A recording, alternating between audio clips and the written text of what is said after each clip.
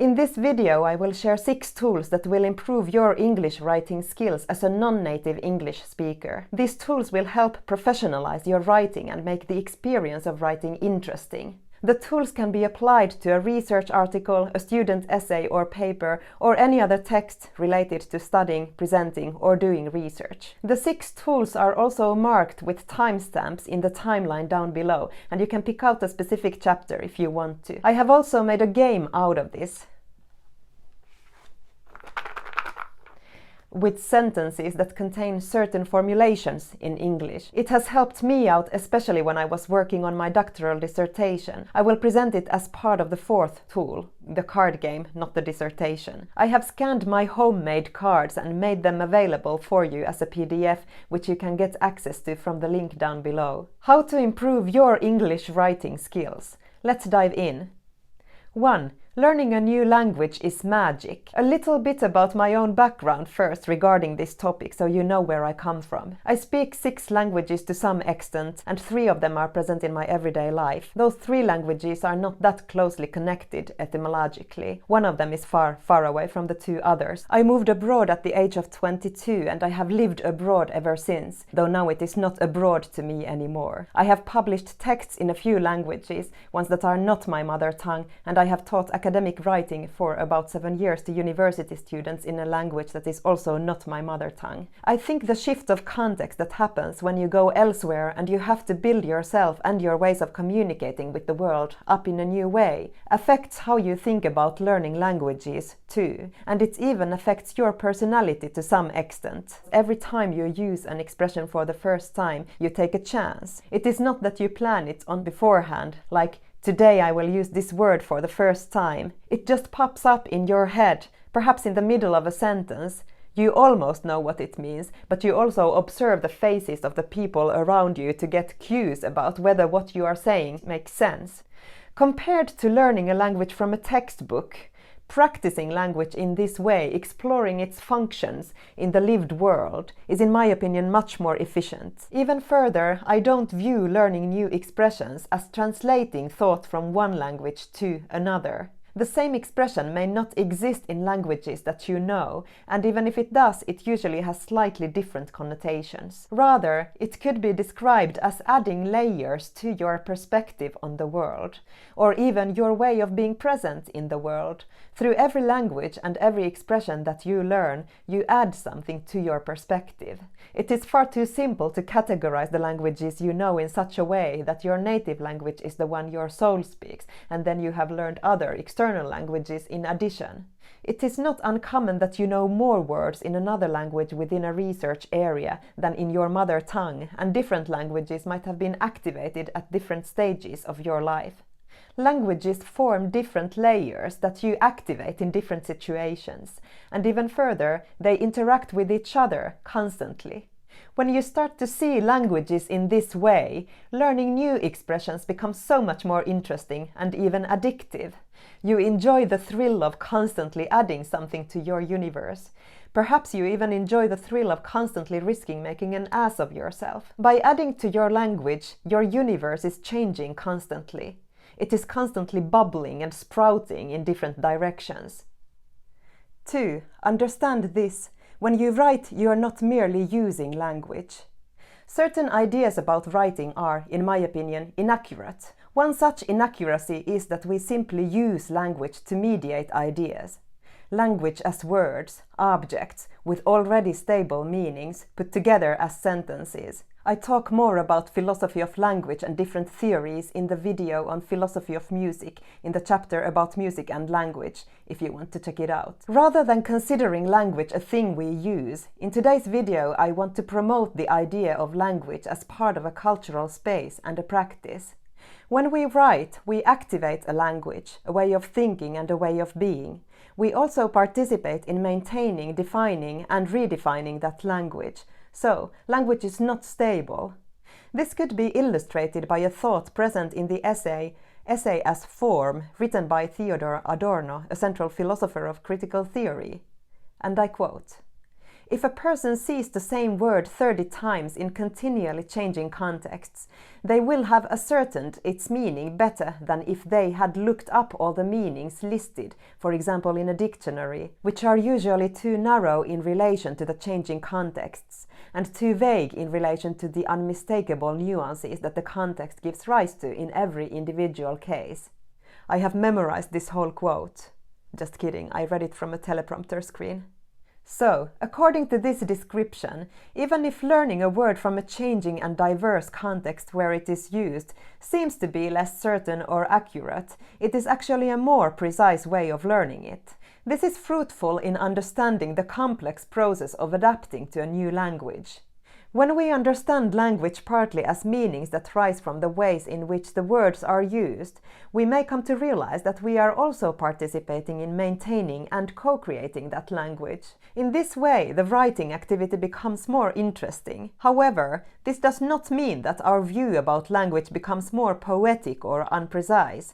On the contrary, it becomes more accurate, as you are chasing definitions and learning about the flavors of different meanings. In the end, though, poetry is not a free activity either. It probably has a more disciplined approach to words than most other literary forms. When you are writing, you are also participating in forming that language. When you are writing in a language which is not your mother tongue, you are able to contribute to that language with your own specific background. You are forced to seek ways of saying things that do not have the same idiom as your native language, and you might end up with other solutions than a native English speaker. You leave your tiny footstep in the language. The collisions between languages and the resistance that you might experience have something productive about them. They force you to seek solutions. 3. Consider it an advantage rather than an injustice. This chapter concerns certain clarity and simplicity in good academic writing. Writing in a language that is not your mother tongue, especially when you are just getting started, could feel challenging. You may feel like you will not be able to write as well as the native English speakers. It feels unfair, like a disadvantage that you may have as a researcher. Research is challenging itself, and even more so when you do it in a non-native language. Your writing does not seem to turn out as stylistically elegant or even correct as you wish, at least not immediately. As a footnote, I do advocate for researchers writing in other languages than English to maintain and develop research within a diversity of languages. But this video is for those of you who are already in a situation where you have to or have chosen to write in English. But let us pause there. Who are you writing for? Many of the readers are other researchers. And what is their background? Likely not all of them are native English speakers either. Perhaps most of them are not. Further, how do you feel when you read an academic text that is written by a native English speaker if that writer uses extremely rich, depictive and even poetic language? Perhaps slightly annoyed. In an academic text it looks like showing off. It slows down your reading. You may have to check the meanings of some of the more exotic words, and you do not share the understanding of all the nuances with the writer. The audience that this researcher has had in mind seems to be other native English speakers. It feels excluding to you. I am not at all saying that all native English speakers write research in this way, but there are those who do. My point is that you are writing for an audience that also includes others than native English speakers. When I think back in time about academic texts, including books that have left a long-term impression, there is often certain clarity about them. Not all of them are easy to read, but the difficulty is usually not related to complicated use of words. The texts also have certain translatability, and even if they don't translate directly to other languages, their non-translatability becomes an interesting topic itself. Sometimes it reveals that a philosophical dilemma is possible to articulate in a certain grammar, but not in all languages. You can write a footnote about that in your research, and you will come across as very professional.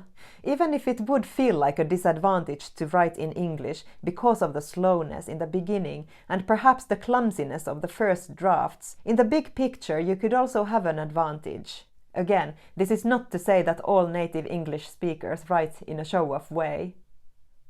4. Consider writing an academic text a play. Today I'm going to play academic. We figure out how to do things by imitating others, by trying to do things in a similar way ourselves. This continues into adulthood too. Now, this can be fun when you turn it into a play, but first, the opposite of acknowledging the aspects of imitation would be feeling chronically inadequate, because you may have a certain idea about how an academic writes and speaks, and you believe that you should somehow already know how to do it. This topic about turning it into a play is not to erase the seriousness of any research subjects. Your research could be bloody serious and concern very serious issues. But you are also just a person trying to do something, trying to get your paper published, trying to finish something, trying to communicate with other researchers in a proper way through your words and sentences. And you cannot know how to do it, how to create good sentences and a good structure without practicing it. To take the aspect of practice even further, you could state to yourself, don't say it aloud if others are present, but in your head. Today I am going to play academic. I will sit behind my desk with my books and computer, and I am going to be very professional and write down quotes, and I am going to write great sentences for the research paper. And now to my card game. When I was working on my PhD, I found some good formulations online, a list of expressions that put thoughts in relation to other research. They are written in such a way that they function in many different contexts. I will attach a link to the source of most of these phrases down below. Let us have a look at a few of them. On logical grounds, there is no compelling reason to argue that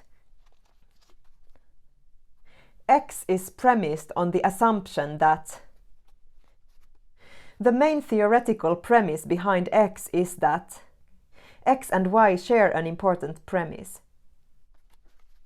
In this section or chapter, the discussion will point to: in this paper, I put forward the claim that the answer to X, the difference between X and Y, is not as clear-cut as popular views might suggest.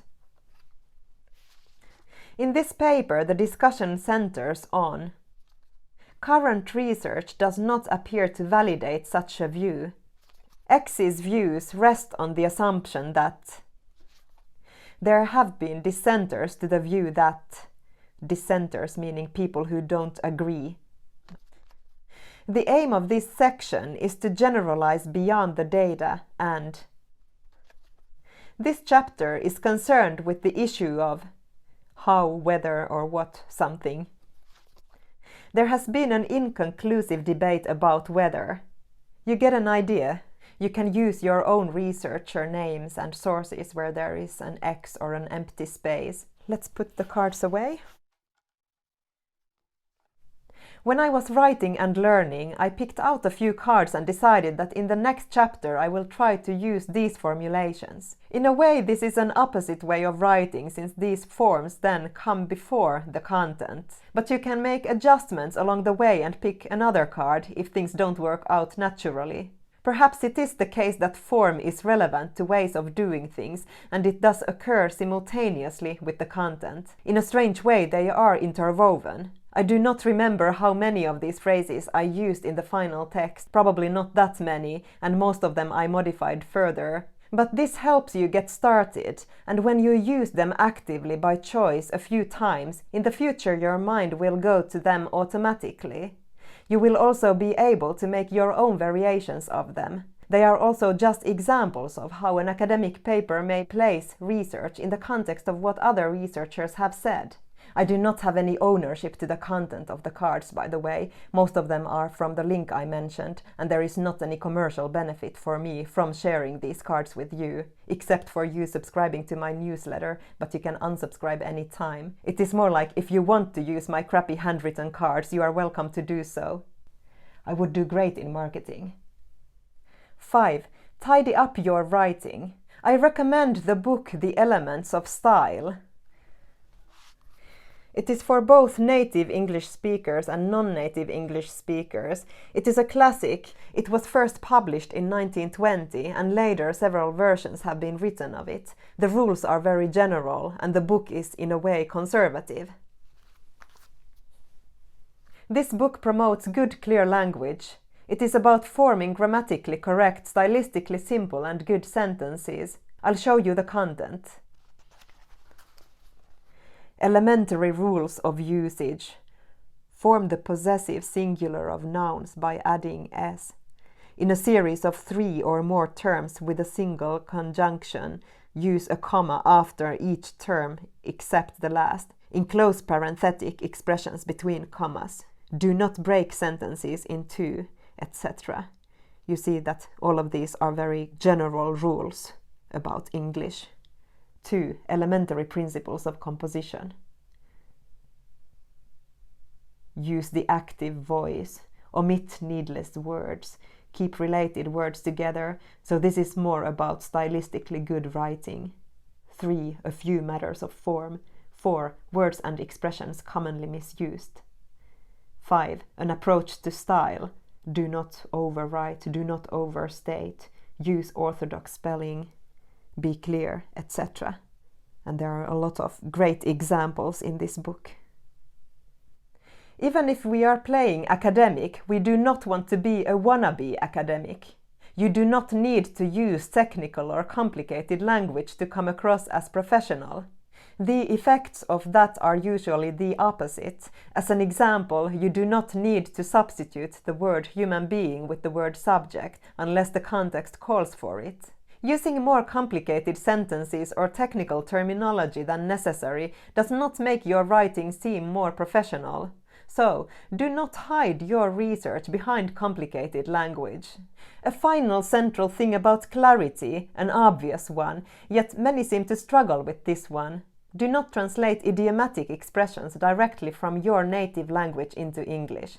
Do a lot of Google searching with word combinations or check out online dictionaries. This is crucial for your writing to come across as professional. But do not worry so much about this as you are writing your first draft of a paper. Also, do not consider this difficulty only a disadvantage. Something fruitful might happen in the moment of problem solving, the moment you realize that you need to figure out a completely other way of forming a certain sentence. When you attempt to trace down common English formulations and adapt them to your thinking. Remember, no one has the exact same background as you. Your knowledge about language, your life experiences, and the expressions that are common for you. All these things could be called your dialect. These things are part of your unique way of communicating with the world, and in this case, your unique way of contributing to research. 6. Remember, the finished texts do not show the struggles behind. When you read an already published text, this is how it may look. All the sentences are grammatically correct and stylistically polished, one sentence leading logically to the next one. The structure seems logical, almost as if it was already there and then someone just decided to write it down. This can feel intimidating, and if you do not understand the process behind writing, it could feel like anything you write just ends up looking like crap. It also feels like your topic or focus keeps changing and you struggle finding a red thread. For a lot of writers, the first drafts are just a way of gathering text material that seems to have relevance. But clear academic writing, a clear thought, is something that is composed. It is a result. This depends on your research domain, of course. It might be different in empirical or statistical studies where the text is more a report of already completed research. In some other studies, the reasoning in the text itself might be, to a larger extent, the research. In the process of writing a draft, you may want to write down quotes that seem relevant and then start to write around those quotes, putting them in relation to each other, then placing them under certain chapters or sections. You may want to begin with writing several fragments. Not all of them will end up in the final version.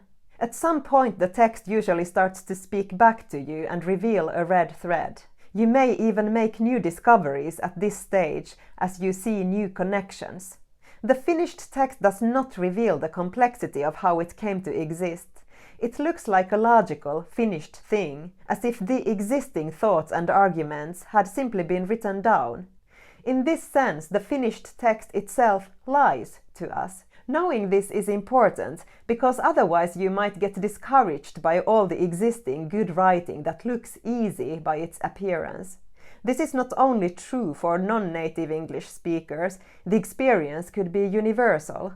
It is probably because we do not talk that much about the complexities of a writing process in academic context. The writing only looks easy and straightforward because you cannot see the struggles behind. Thank you for watching. If you liked the content, please consider subscribing to my channel.